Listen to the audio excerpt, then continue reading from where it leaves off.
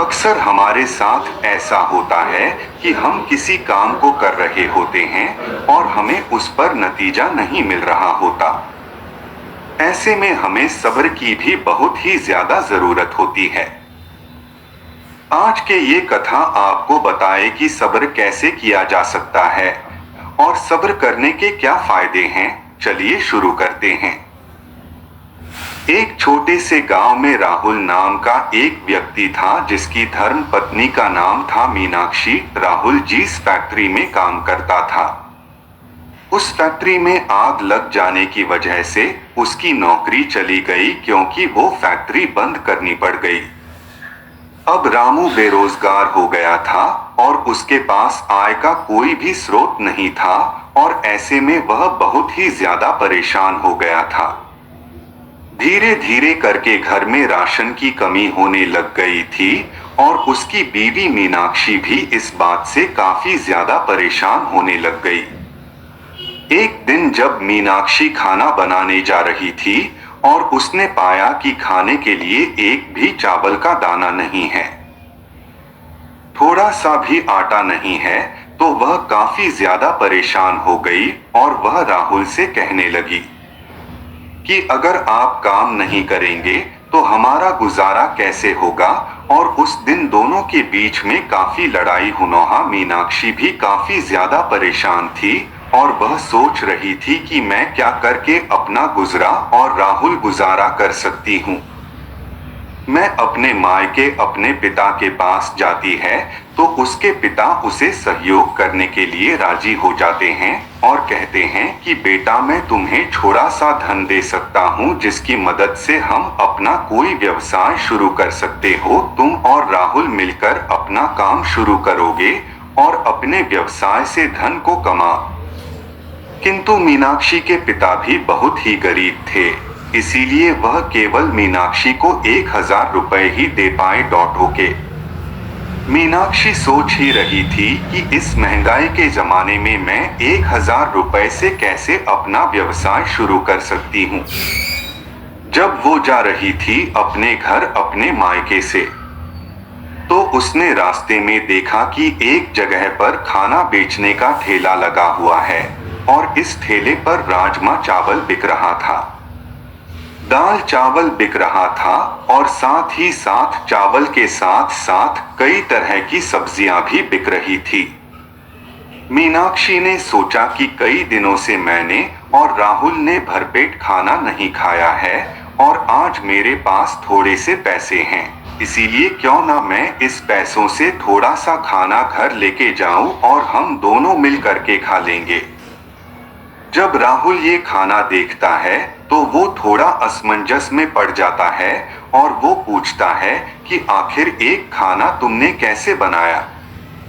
जब हमारे घर में खाने के लिए कुछ भी नहीं है तब वो राहुल को बताती है कि आज वह अपने घर गई थी अपने पिता के पास और उसके पिता ने उससे बात ही बात में पूछ लिया कि घर में धन की कोई कमी तो नहीं है, व्यवसाय कैसा चल रहा है, आपकी नौकरी का क्या हाल है।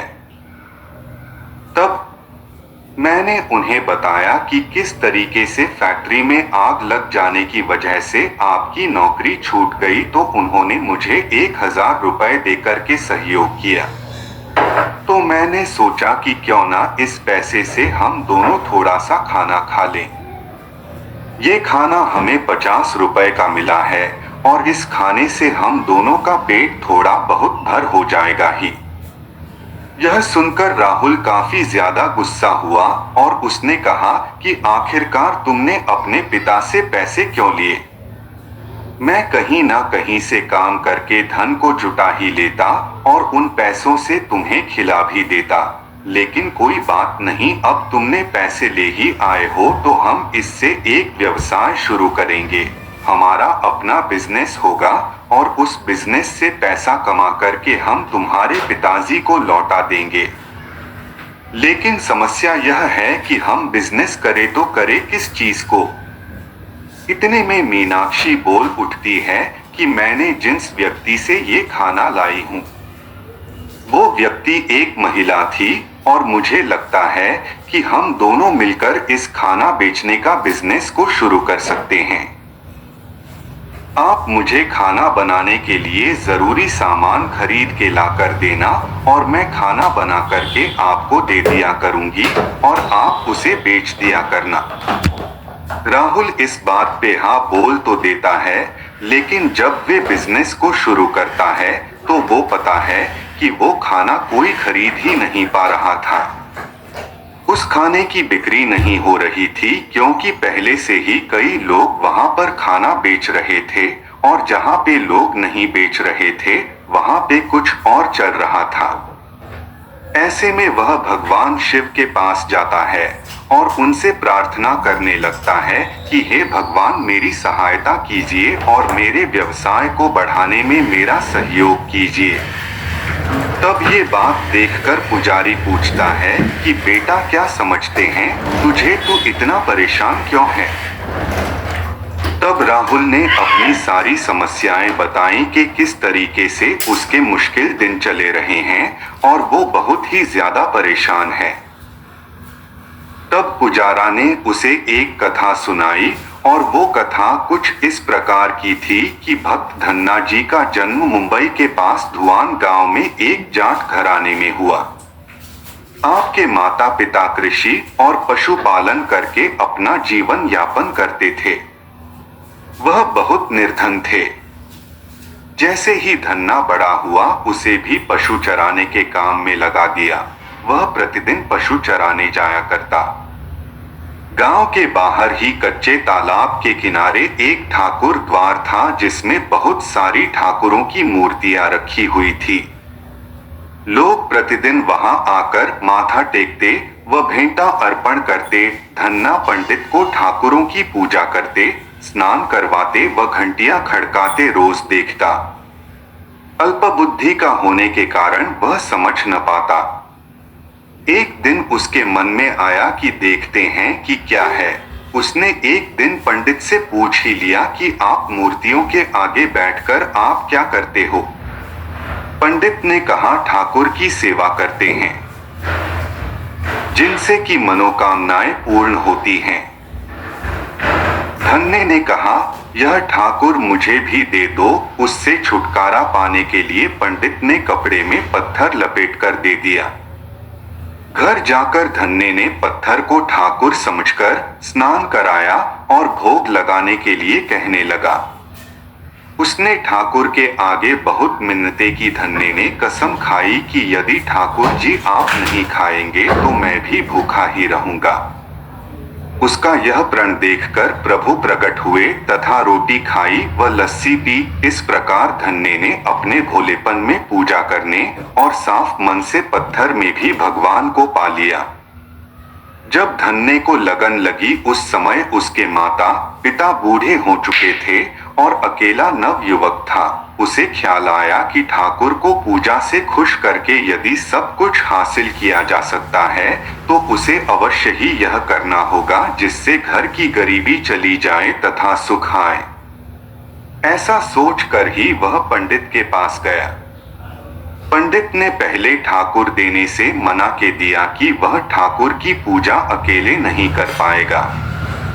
दूसरा, तुम अनपढ़ हो। तीसरा, ठाकुर जी मंदिर के बिना कहीं नहीं रहते और न ही प्रसन्न होते। इसलिए तुम जिद मत करो और खेतों की संभाल करो। ब्राह्मण का धर्म है पूजा पाठ करना, जाट का कार्य है अनाज पैदा करना। परंतु धन्ना टस से मस न हुआ। अपनी पिटाई के डर से पंडित ने जो सालीग्राम मंदिर में फालतू पड़ा था उठाकर धन्ने को दे दिया और पूजा पाठ की विधि भी बता दी। पूरी रात धन्ने को नींद न आई। वह पूरी रात सोचता रहा कि ठाकुर को कैसे प्रसन्न करेगा और उनसे क्या मांगेगा। सुबह उठकर अपने नहाने के बाद ठाकुर को स्नान कराया। भक्ति भाव से बैठकर लस्सी रिड़की व रोटी पकाई। उसने प्रार्थना की, हे प्रभु, भोग लगाओ। मुझ गरीब के पास रोटी, लस्सी और मक्खन ही है और कुछ नहीं। जब और चीजें दोगे तब आपके आगे रख दूंगा। वह बैठा ठाकुर जी को देखता रहा। अब पत्थर भोजन कैसे करे? पंडित तो भोग का बहाना लगाकर सारी सामग्री घर ले जाता था, पर भले बालक को इस बात का कहाँ ज्ञान था। वह व्याकुल होकर कहने लगा कि क्या आप जाट का प्रसाद नहीं खाते? दादा तो इतनी देर नहीं लगाते थे।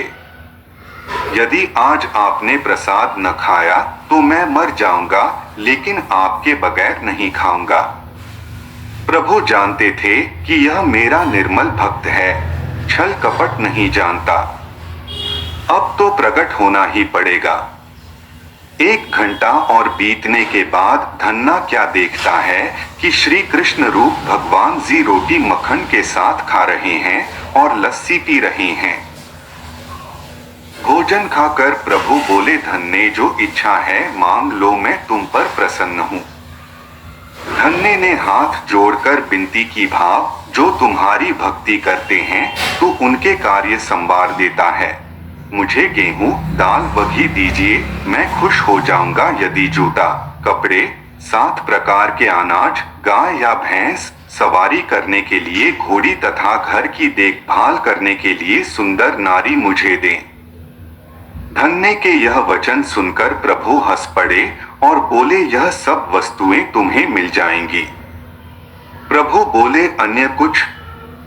प्रभु, मैं जब भी आपको याद करूं आप दर्शन दीजिए। यदि कोई जरूरत हुई तो बताऊंगा। तथास्तु भगवान ने उत्तर दिया। हे प्रभु, धन्ना आज से आपका आजीवन सेवक हुआ। आपके अलावा किसी अन्य का नाम नहीं लूंगा। धन्ना खुशी से दीवाना हो गया। उसकी आंखें बंद हो गई। जब आंखें खोली तो प्रभु वहां नहीं थे। वह पत्थर का सालग्राम वहां पड़ा था। उसने बर्तन में बचा हुआ प्रसाद खाया, जिससे उसे 3 लोकों का ज्ञान हो गया। प्रभु के दर्शनों के कुछ दिन पश्चात धन्ने के घर सारी खुशियां आ गई। एक अच्छे अमीर घर में उसका विवाह हो गया। उसकी बिना बोई भूमि पर भी फसल लहलहा गई। उसने जो जो प्रभु से मांगा था उसे सब मिल गया। किसी ने धन्ने को कहा, चाहे प्रभु तुम पर प्रसन्न हैं, तुम्हें फिर भी गुरु धारण करना चाहिए। उसने स्वामी रामानंद जी का नाम बताया।